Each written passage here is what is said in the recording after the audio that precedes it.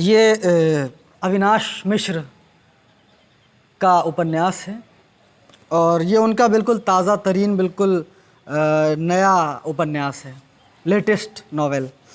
इससे पहले अविनाश मिश्र के एक उपन्यास जो कि 2018 में आया था, जिसका नाम है नए शेखर की जीवनी, और एक कविता संग्रह 2017 में साहित्य अकादमी से प्रकाशित अज्ञातवास की कविताएं, और फिर 2019 में एक और विशेष रंग लिए हुए एक कविता संग्रह आया जिसका उन्वान है 64 सूत्र 16 अभिमान कामसूत्र से प्रेरित। अविनाश मिश्र ने अपने पिछले उपन्यास में जो फ़ज़ा बनाई थी उससे वो बहुत आगे निकल चुके हैं और सबसे ज़्यादा जिन दो चीज़ों में काम किया है वो तो शिल्प है, उपन्यास का शिल्प, और उपन्यास की भाषा। भाषा उनकी बहुत समृद्ध हुई है पहले से, और उन्होंने एक अनूठा प्रयोग भी इस उपन्यास में किया है, जिस उपन्यास का नाम वर्षावास है। प्रयोग ये है कि जिस प्रकार 3 पंक्तियों की कविता जो अलग अलग देशों में और अलग अलग भारत के भी अंचलों में मशहूर है अलग अलग शीर्षकों से, कोई उसको जापान में उसे हाइक्यू कहा जाता है, हिंदुस्तान में उसे माहिया और त्रिवेणी कहा गया, जैसे गुलजार की त्रिवेणियाँ बहुत मशहूर हैं। इसी तरह से इन्होंने कुछ गद्यात्मक पंक्तियाँ, गद्यात्मक त्रिवेणियाँ कुछ हैं इसमें, जो कि मैं इसको आखिर में जो सबसे ज़बरदस्त है वो इस प्रकार है कि जैसे वर्षावास हो और वर्षा ना हो, जैसे तिरछा हो और तृप्ति ना हो, जैसे आयु हो और रचना ना हो, और अंतिम जहाँ पे उपन्यास समाप्त होता है, लिखूँगी कितनी उम्मीद है इसमें, लिख रही हूँ कितनी आवाज़ है इसमें, और लिख चुकी हूँ कितनी सांस है इसमें। तो इस तरह की बहुत सारी 3-3 पंक्तियों से जो भाषा को और इस उपन्यास के कथ्य को, इसके कहन को जो समृद्ध किया गया है वो बहुत उम्दा है और पढ़ने से ताल्लुक़ रखता है। मुझे इसके जो पैराग्राफ बहुत पसंद आए वो मैं सुनाना चाहता हूँ। एक ये पेज नंबर 45 पर है। ये बहुत अहम जो है इसका, कवि इसमें वक्तव्य है, कवि का वक्तव्य है, प्रूफ रीडर का वक्तव्य है, लेखक का वक्तव्य है, लेखिका का वक्तव्य है, इसी प्रकार आलोचक का, संपादक का, और हैरत की लाइब्रेरियन का। और हैरत की बात मैं अविनाश मिश्र जी से इस बारे में ये इस वीडियो के ज़रिए से ही ये कहना चाहता हूँ कि उन्होंने अनुवादक को क्यों छोड़ दिया। इसमें अनुवादक का कहीं कोई वक्तव्य नहीं है, और अनुवादक की हमारे यहाँ जो उपयोगिता है या फिर जो अनुपयोगिता है या फिर उसकी जो स्वीकार्यता और अस्वीकार्यता का जो मामला है, उस संबंध में वो कुछ लिख सकते थे। खैर ये तो उपन्यासकार का अपना रहा होगा, उन्होंने इस संबंध में सोचा या नहीं सोचा। मैं जो मुझे पैराग्राफ जो बहुत वक्तव्य जो पसंद आया कवि का, पेज नंबर 44 पर है, उसको मैं पढ़ना चाहता हूँ। कवि सबसे ज़्यादा घृणा ख़राब कविता से करते हैं। वे इतनी घृणा आतताइयों और तानाशाहों से भी नहीं करते। एक समय में बेहतर कवि बहुत कम और बहुत दूर दूर होते हैं। उनमें कभी कभी ही बात होती है या कभी नहीं होती। उनका मिलना एक संयोग होता है जो कभी कभी घटित होता है या कभी घटित नहीं होता। उनमें एकजुटता का अभाव होता है। वे बहुत सारे बिंदुओं पर परस्पर सहमत होते हैं, लेकिन अपनी असहमतियों पर पहले बात करने लगते हैं, और इस तरह उनके बीच सहमतियों पर कभी बात ही नहीं हो पाती। कविता पाठ के नाम पर भी उन्हें एक जगह जमा करना मुश्किल है, जबकि ख़राब कवि सब जगह जमा होते देखे गए हैं।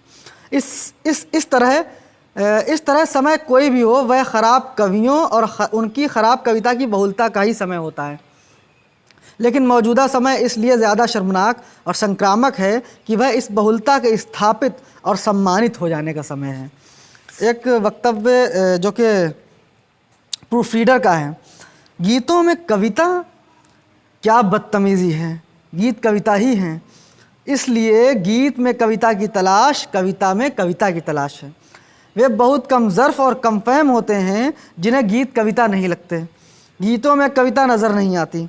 वे लोकप्रियता को सांस्कृतिक विघटन से जोड़ते हैं, लेकिन सांस्कृतिक विघटन को बौद्धिकता के अहंकार और आतंक से नहीं जोड़ पाते। इसमें एक प्रूफ रीडर का एक और वक्तव्य है।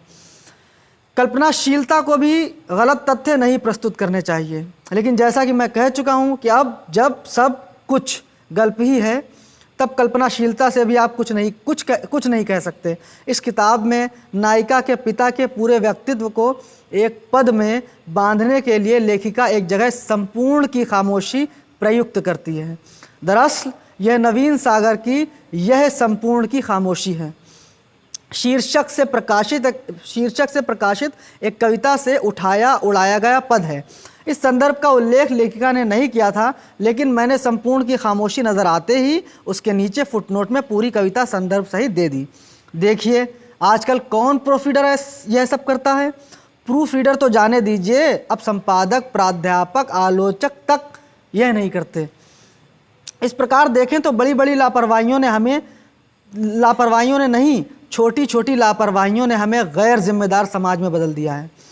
आजकल यह बहुत सुनने को मिलता है कि बहुत बारीकी में मत जाओ, क्योंकि भाषा को पूरी तरह शुद्ध और संदर्भ युक्त नहीं किया जा सकता। कहीं ना कहीं कुछ ना कुछ रह ही जाता है। लेकिन जहाँ जितनी ज़्यादा भाषा को अशुद्ध और संदर्भ मुक्त ढंग से बरतने की छूट मिलती है, वहाँ भाषा उतनी ज़्यादा बर्बाद होने लगती है। अगर कोई कहे दूध थोड़ा सा ही तो फटा है, ले लो, आप ले लेंगे? मक्खी गिर गई है, मक्खी निकाल दो और ले लो, आप ले लेंगे? बासी है, बदबू आ रही है, चलो जितना ख़राब है उतना निकाल दो, बाकी ले लो, आप ले लेंगे? मैं जानता हूँ कि आप नहीं लेंगे, क्योंकि यह आपके विवेक के विरुद्ध है। लेकिन आप इस प्रकार की भाषा रोज़ ले लेते हैं, यह भूलकर कि भाषा को बरतने की भी एक नैतिकता है और उसे अशुद्ध और संदर्भ मुक्त ढंग से बरतना भी विवेक के विरुद्ध है। मैं इस बारे में वैसे काफ़ी सोचता रहता हूँ कि आखिर यह सब कुछ है क्या, और आखिर हम यहाँ तक पहुँचे कैसे, हमारी भाषा हमें कैसे मिली, और फिर वह हमारे चाल चलन से भी ज़्यादा ख़राब कैसे हो गई, वह हमारी आवश्यकता के अनुपात में अपर्याप्त कैसे हो गई। और जो एक बड़ा लेखक का वक्तव्य है इसमें, दुख दो तिथियों के बीच टहलता रहता है। इस चक्रमण में एक दुख ठीक से व्यतीत भी नहीं हो पाता कि दूसरा दुख प्रकट हो जाता है। दुख भरपूर को खाली करता है और खाली को खुद से भरपूर। वे वस्तुएं जो देह पर थीं वह उनके आकार का हो जाता है, वह अनुपस्थिति के आकार का हो जाता है, वह स्मृति के आकार का हो जाता है, वह पुकार के आकार का हो जाता है, वह विलाप के आकार का हो जाता है। आकार लेना था जिन्हें, वह उन संभावनाओं के आकार का हो जाता है। संसार का आकार बदल रहा है और दुख का भी, वह अब बहुत बहुत समीप है। इस आकार में स्वयं के दुख को दूसरे के दुख से बड़ा या दूसरे के दुख के बराबर बताना अमानवीयता है। मानवीयता है शोक के स्वीकार में, स्वीकार मात्र इतना कि शोक है। तो बहुत बहुत शुक्रिया अविनाश मिश्र जी, जो आपने इतना समृद्ध और इतना सबल उपन्यास लिखा।